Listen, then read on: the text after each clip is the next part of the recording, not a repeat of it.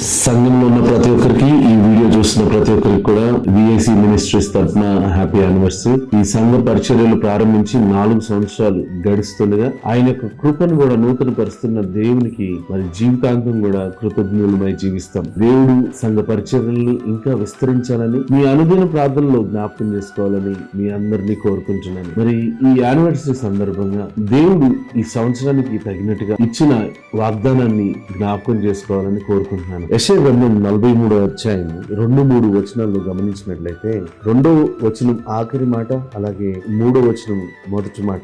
నీవు అగ్ని మధ్యను నడిచినప్పుడు కాలిపోవు, జ్వాలలు నిన్ను కాల్చవు. యెహోవానగు నేను నీకు దేవుడను, ఇజ్రాయేలు పరిశుద్ధ దేవుడైన నేనే నిన్ను రక్షించువాడను. మరి నిజంగా ఈ సంవత్సరం ఆయన జరిగించిన కార్యాలు చదివిన దానికంటే శ్రేష్టంగా జరిగిస్తున్నాడు. అగ్నిగుండం మధ్యగా మేము వెలిచినా గాని ఎటువంటి అపాయం తగులకుండా దేవుడు సంఘంలో ఉన్న ప్రతి బిడ్డను కాపాడుతున్నాడు. అలాగే సంవత్సరాంతం వరకు కూడా కాపాడువాడు ఉన్నాడు. ఈ సందర్భంగా నేను మీతో చెప్పాలనుకుంటున్నది ఏంటంటే, మీరు ఎలాంటి పరిస్థితిలో ఉన్నా సరే మనందరం కలిసి సహవాసం కలిగి ఉండగలిగితే, మనం క్రీస్తు యేసులో ఏక శరీరము ఏకాత్మ కలిగి ఏక మనసు కలిగి సహవాసం కలిగి ఎడతెగక ఆయనకి నమ్మకంగా బ్రతకగలిగితే ఎలాంటి పరిస్థితి నుంచి అయినా ఎలాంటి సమస్య నుంచి అయినా విడిపించగలుగుతారు. యెహోవా నా కాపరి, నాకు లేమి కలుగుతుంది. గాఢాంధకారపు లోయలలో నేను నడిచినను నేను భయపడనని ఏ విధంగా అయితే కీర్తనకారుడైన దావీదు రాశాడో, మన కాపురి అయిన యేసుక్రీస్తు వెనకాల మనం నడుచుకుంటూ వెళ్ళిపోతా ఉంటే అది గాఢాంధకారమైన అగ్ని అయినా అది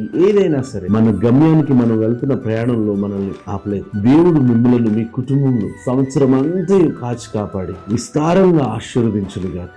మెండైన మేలుల చేత మిమ్మల్ని కప్పును గాక. అగ్ని మిమ్మల్ని కాల్చుకుండును గాక. God bless you. Praise the lord.